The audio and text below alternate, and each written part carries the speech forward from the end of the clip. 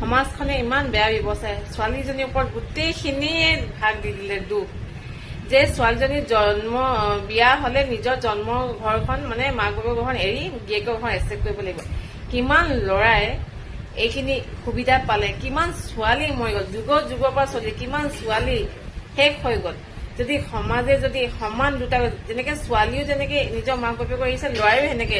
তেতিয়া বহুত ছোৱালী বাচি গ'লেহেঁতেন আজি এনেকুৱা ব্যৱস্থা হোৱাৰ কাৰণে এনে ছোৱালী কিমান ভুগিব লগা হ'ল আৰু এতিয়া বিয়া সেইকাৰণে বেছি ডাইভৰ্চ হ'ল আৰু তেতিয়া ডাইভৰ্চটো বহুত কমিলে কাৰণ ল'ৰাই বুজি পালে ছোৱালী এজনী তেনেকে ঘৰ এৰিছে কি বুজি পালে নে ছোৱালীজনী ইমোশ্যনটো ল'ৰাইও বুজি পালে নে মোৰ ইমোশ্যন মানে চৰি তাইৰ ইমোশ্যনটো যোনটো মানে ঘৰ এখন এৰি দিয়াটো এতিয়া